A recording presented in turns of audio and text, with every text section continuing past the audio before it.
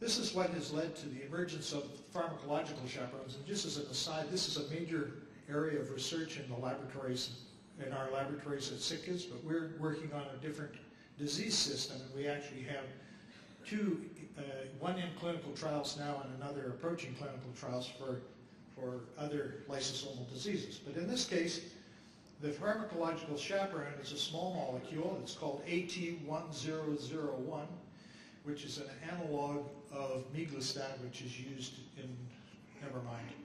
Anyway, it's administered orally.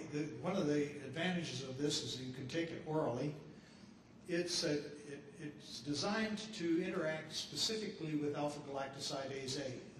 And in fact, the search for pharmacological chaperones often amounts to searching a whole bunch of drugs and seeing which one might stabilize the mutant protein.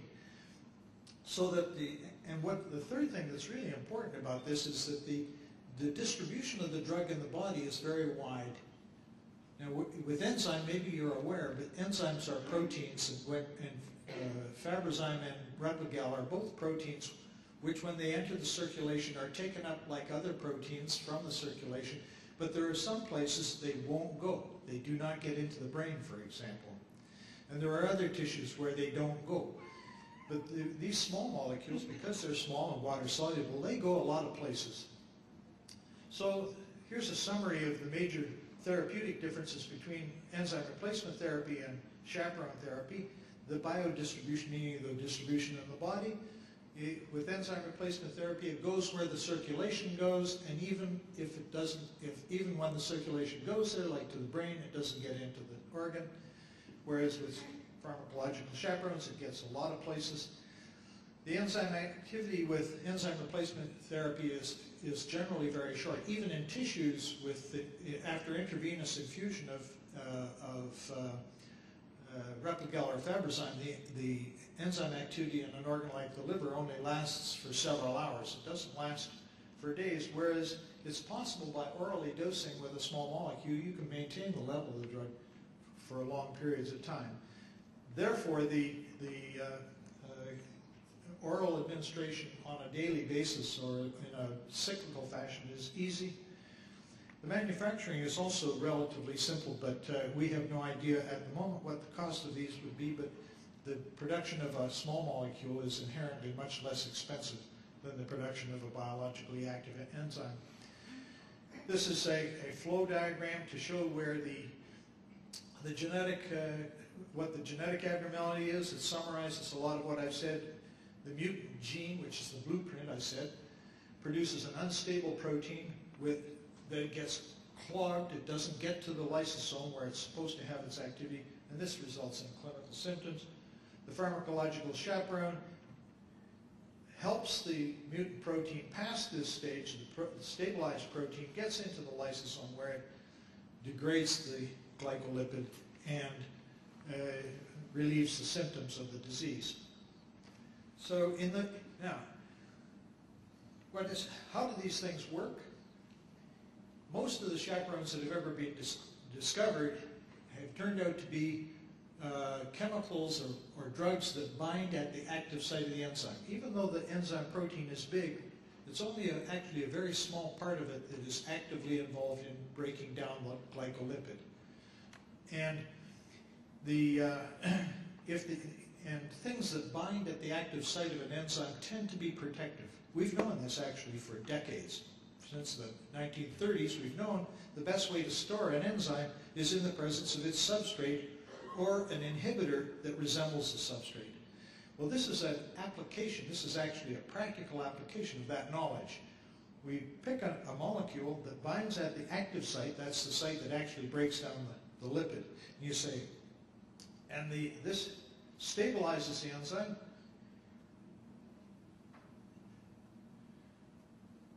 Goes through the Golgi. Aren't these beautiful slides? I can say that without being self-serving because I didn't make them up. Okay, this is a structure of the natural substrate that is GB3 or CTH or GL3 or global triacylceramide. I mentioned earlier that my job in my PhD was to determine the structure of that lipid. And this is the pharmacological chaperone, which shares some very subtle structural similarities to the natural substrate. But the natural substrate is a big molecule. It's not water soluble. This small molecule AT1001 is water soluble. It gets to the enzyme and binds at the active site. Okay, second major concept that you need to know is that it's not all mutations that produce an unstable protein. Some mutations are more devastating and no protein is formed at all. In other words, if a mutation occurs that results in no protein being formed at all, and there are many, they're not the majority, but there are many that do that, then there's no protein to stabilize. So one of the jobs in evaluating the effectiveness of a chaperone is to determine, is a protein formed, is it unstable, and does it respond to the chaperone? This is all done in cells in culture. What this shows is, well, there have been over 400 Fabry mutations that have been described, and over half of them are the result of an unstable protein, the production of an unstable protein, which in the presence of the chaperone is stabilized to the point where it may increase activity of the enzyme in lysosomes. You follow me so far? Yes. Okay. Was that you, Hans? So this is shown diagrammatically here. What is really important for you to understand is that there are many, not most, but many people with Fabry disease who have the disease as a result of mutations which will not respond to chaperone treatment. Now this is quite different from enzyme replacement therapy, where we're actually replacing the normal enzyme, at least in the tissues that are accessible.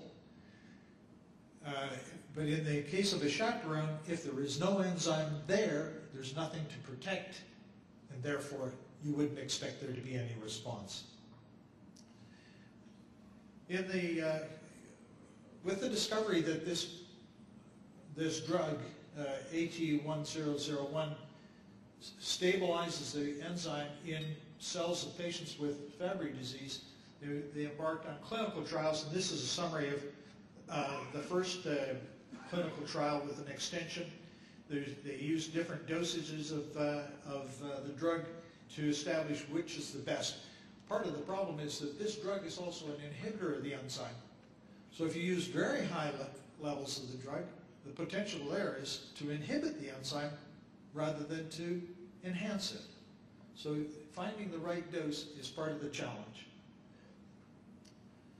So some of the results of this is that the drug was well tolerated. It had negligible side effects, and any side effects that were observed were mild and did not result in anybody having to discontinue therapy.